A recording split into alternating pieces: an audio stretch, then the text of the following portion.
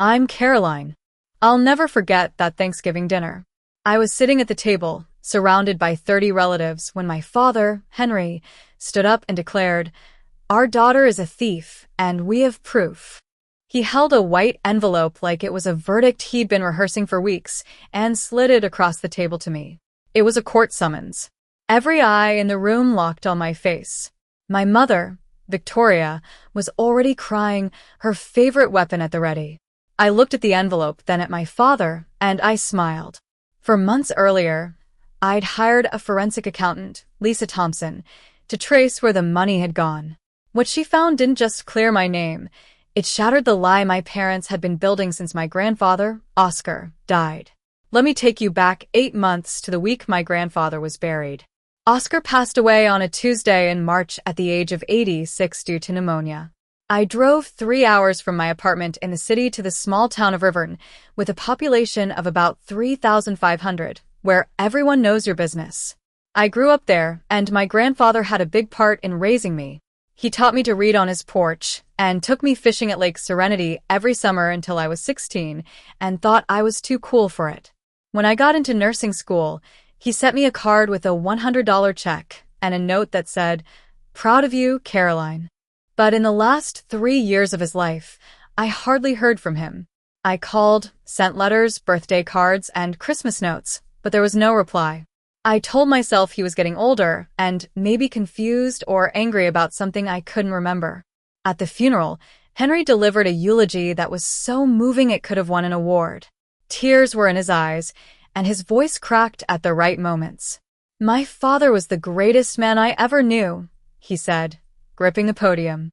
I sat in the third row, and no one asked me to sit closer. After the service, Henry gathered me, my brother Ryan, and a few cousins in the church hallway. He straightened his tie and said, "Dad left everything to me. The house, the savings, all of it." That was his final wish. No one questioned him. Something about the way he said it, though, felt off, like a wrong number on a patient's chart. Let me go back 10 years. I was 24, fresh out of nursing school, working long shifts at the local hospital and struggling with student loans. I was sharing a small apartment with another nurse and eating instant noodles most nights. One Sunday evening, Henry called and asked me to come to the house.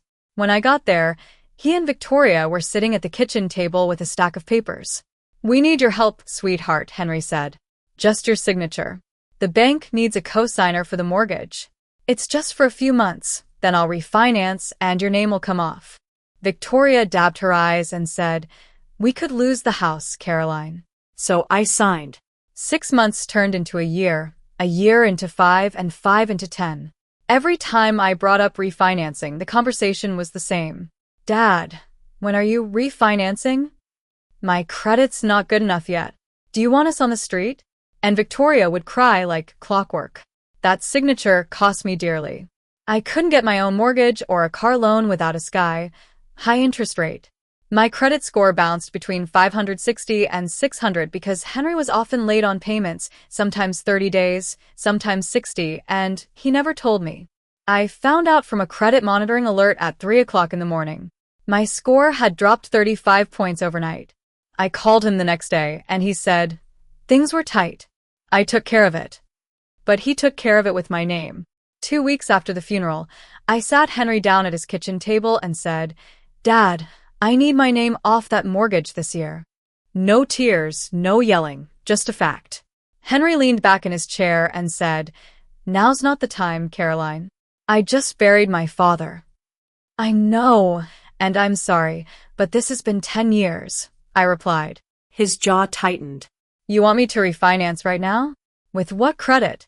You think banks will line up for a 63-year-old retired salesman? Then sell the house. Downsize. I don't care how, but I need off that loan." He stood up so fast the chair scraped the floor. "You want to talk about lawyers? You want to sue your own parents? Go ahead and see how that looks." I hadn't mentioned lawyers, but he put the idea in my head. That night, Victoria made 8 phone calls. 4 different relatives called me within 3 days. Aunt Lily texted, "Your parents raised you, and this is how you repay them? Shame on you, Caroline." My cousin Ethan left a voicemail. Hey, I heard you're threatening to take your parents' house. What's going on? Uncle Fred called and said, family doesn't do this to family. They all had the same story, the one Henry and Victoria had fed them. Caroline is ungrateful. Caroline wants to take the house. Caroline is turning on her own parents right after they lost Oscar. No one called to ask my side. Then Henry called me one last time. His voice was cold. You think you're the only one who can play this game? Your grandfather left everything to me, and if you keep pushing, everyone will know what you really did with his money. I had no idea what he meant. I hadn't touched a dime. I sat in my car outside the hospital after a 12-hour night shift and did the math on a receipt. If Henry stopped paying the mortgage, the bank would come after both of us. Foreclosure. My credit would plummet and I could lose my job. If I took over the payments, I'd be broke in less than a year on my nurse's salary. And if I fought back publicly, Henry had already poisoned the well. Everyone in town believed I was the ungrateful daughter trying to steal her parents' home. Then I pulled up the mortgage account online. I still had the login from years ago. I saw a home equity withdrawal of $35,000 taken out 3 months before Grandpa Oscar died. Henry hadn't just kept my name on the mortgage. He'd used my signature to borrow more money without my knowledge or consent. The rumors started with whispers. Henry and Victoria casually told family that I'd taken cash from Grandpa's house before he died. She went over there alone a few times near the end, Henry said. We found the dresser drawer empty afterward. Thousands of dollars gone. There was no proof, but in a small town like Riverton, a father's word carries weight. Cousin Ethan called me. Hey, Uncle Henry said you took some money from Grandpa's dresser. What's that about? That never happened, Ethan, I replied. Okay, I'm just telling you what he said. At church the following Sunday, a woman named Mrs. Harris looked right at me, then turned her back and walked away. At work, a co-worker pulled me aside and asked, everything okay at home? I heard something about your family and some legal stuff. It was clear that Henry was building a narrative. He wanted everyone to believe I was the thief. But he made a mistake. He mentioned the dresser drawer. It was too specific. How did he know Grandpa kept cash in there? Unless he'd been in that drawer himself. I took a day off and drove 40 minutes to the county courthouse. I walked in wearing my scrubs. The clerk, Mrs. Jenkins, gave me the probate file for Oscar. I sat on a bench and opened it. The will that Henry had filed said, I leave all real and personal property to my son, Henry Thompson. All of it. The house, the savings accounts, everything. I read it twice. Then I looked at the signature. I'd seen Grandpa's handwriting hundreds of times. The signature on the will was close, but it wasn't his. The letters were too perfect, like someone trying to copy.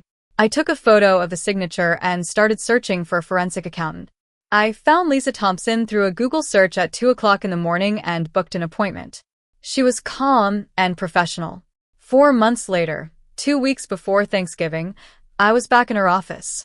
She placed a bound report on the desk. The signature on the filed will doesn't match, she said. I compared it to 15 other verified documents. It's not his hand. You're sure? I asked. I'm sure, she replied. She flipped to the financial section. Oscar's savings account held $250,000 at the time of his death. The house appraised at roughly $180,000. Total estate value, approximately $430,000. After probate closed, Henry withdrew $320,000 across several transactions. $100,000 paid off Henry's personal credit card debt. $70,000 went to an outstanding car loan. $50,000 was transferred to an account under Victoria's name. $40,000 paid a contractor for home renovations. $60,000 was pulled in cash untraceable. I stared at the numbers. He forged the will and took $320,000, I said. Lisa nodded. Do you want me to compile this into a formal report? Once I do, there's no going back. I didn't hesitate. Do it. She said she'd have it ready in 10 days, which would be 3 days before Thanksgiving. I remembered that Grandpa used to talk about his sister, Mildred. She was 72 and lived alone in a small cottage in a nearby town. She hadn't come to a family dinner in 8 years because of a falling out with Henry. I found her number in Grandpa's old address book and called her. She picked up on the second ring. "Mrs. Thompson? This is Caroline, Oscar's granddaughter." There was a long silence. Then she said softly, "Oscar told me you'd call one day." She invited me to her house that Saturday. When I got there, she handed me a yellowed envelope. Inside was a handwritten will. It was Grandpa's real handwriting, shaky but unmistakable. Witnessed by 2 neighbors, dated 6 years before his death. It said that everything was to be divided equally among 4 grandchildren: Caroline, Ryan, Ethan, and Sarah. Mildred sat down heavily. "Henry came to your grandpa's house every week those last 3 years.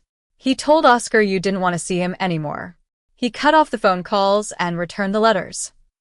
I realized that my grandfather had been kept from me.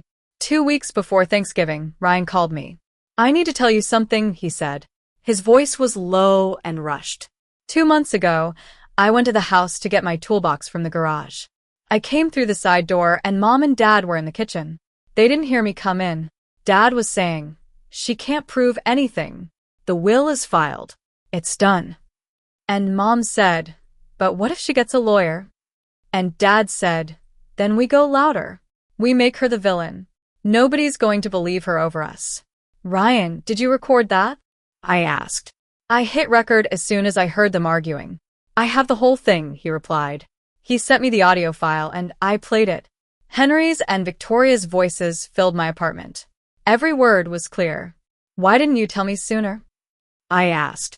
He was quiet for a long time. "Because I was scared, Caroline. They're my parents too." I understood. Fear can make you silent. I went to an estate attorney, Mr. Davis. I laid everything on his desk. Lisa's forensic report, the handwritten will from Mildred, the probate file, and the audio recording from Ryan. He spent 40 minutes reading. Then he looked up and said, "This is fraud, clear as day. Forged signature, falsified probate filing, misappropriation of estate assets. You have standing to challenge the will and file a civil claim. If the DA's office picks it up, it could go criminal." I told him I wasn't suing anyone yet, but I needed to be ready.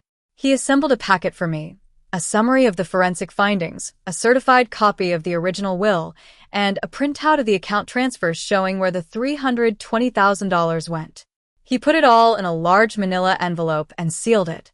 Thanksgiving morning, I drove to Aunt Lily's house. The driveway was full. Inside, the smell of roasted turkey and stuffing hit me. I stepped in, and the room went quiet for a moment. Everyone had heard the rumors. Aunt Lily hugged me, but her arms were stiff. Henry sat at the head of the table, dressed up in a suit, which was unusual for Thanksgiving.